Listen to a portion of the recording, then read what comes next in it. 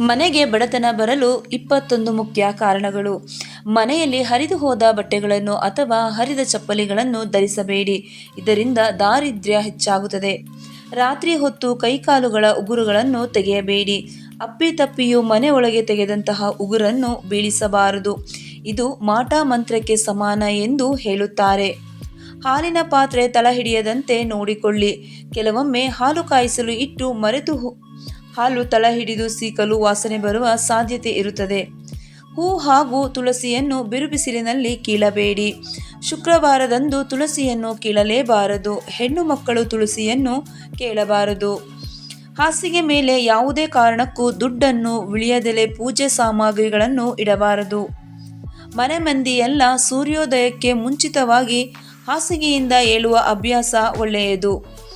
ಮುಸ್ಸಂಜೆ ವೇಳೆ ದೇವರ ದೀಪ ಹಚ್ಚುವ ಸಮಯದಲ್ಲಿ ಮುಸುಕು ಹೊದ್ದು ಮಲಗಬಾರದು, ಇದರಿಂದ ದಾರಿದ್ರ್ಯ ಲಕ್ಷ್ಮಿಯು ಮನೆಯಲ್ಲಿ ನೆಲೆಸುತ್ತಾಳೆ.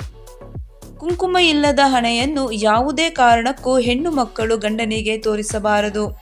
ಮುತ್ತೈದೆಯರ ಹಣೆಯಲ್ಲಿ ಸದಾ ಕುಂಕುಮ ಇರಬೇಕು. ಸಂಜೆ ದೇವರ ದೀಪ ಹಚ್ಚುವ ಸಮಯದಲ್ಲಿ ಮುಂಭಾಗದಲ್ಲಿರುವ ಬಾಗಿಲನ್ನು ತೆರೆದು ಮನೆಯ ಹಿಂಭಾಗದಲ್ಲಿರುವ ಬಾಗಿಲನ್ನು ಮುಚ್ಚಬೇಕು. ಮನೆಯ ಮುಖ್ಯ ದ್ವಾರದ ಬಾಗಿಲ ಹೊಸ್ತಿಲ ಮೇಲೆ ನಿಲ್ಲಬೇಡಿ. ಮನೆ ಮಂದಿ ಹೊಸ್ತಿಲ ಮೇಲೆ ನಿಲ್ಲದಂತೆ ತಿಳಿ ಹೇಳಿ. ಹೊಸ್ತಿಲ ಮೇಲೆ ನಿಂತು ಯಾರಿಗೂ ದಾನ ಮಾಡಬೇಡಿ. ಹೆಣ್ಣು ಮಕ್ಕಳು ಯಾವಾಗಲೂ ಮನೆಯಲ್ಲಿ ಕೆದರಿದ ಕೂದಲನ್ನು ಬಿಟ್ಟುಕೊಂಡು ಇರಬಾರದು ಹಾಗೂ ತಲೆಯನ್ನು ಬಾಗಿಲ ಮೆಟ್ಟಿಲ ಮೇಲೆ ಕುಳಿತು ಬಾಚಿಕೊಳ್ಳಬಾರದು.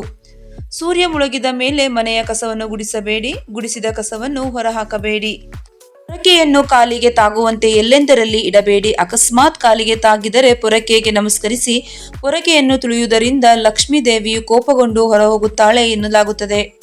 ಚಪ್ಪಲಿಯನ್ನು ಮನೆಯ ಮುಂದೆ ಮಗುಚಿ ಹಾಕಬೇಡಿ. ಬಾಗಿಲಿನ ಅಕ್ಕಪಕ್ಕ ಚಪ್ಪಲಿಗಳನ್ನು ರಾಶಿ ಹಾಕಬೇಡಿ, ಸ್ವಲ್ಪ ದೂರದಲ್ಲಿ ಬಿಡಿ.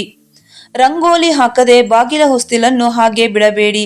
ಹೇಗೆ ಹೊಸ್ತಿಲ ಪೂಜೆ ಮಾಡಿದರೆ ಲಕ್ಷ್ಮಿಯು ಒಳಬರುವುದಿಲ್ಲ. ಸೂತಕದ ಸಮಯದಲ್ಲಿ ಮಾತ್ರ ಹೊಸ್ತಿಲ ಪೂಜೆ ನಿಷಿದ್ಧ.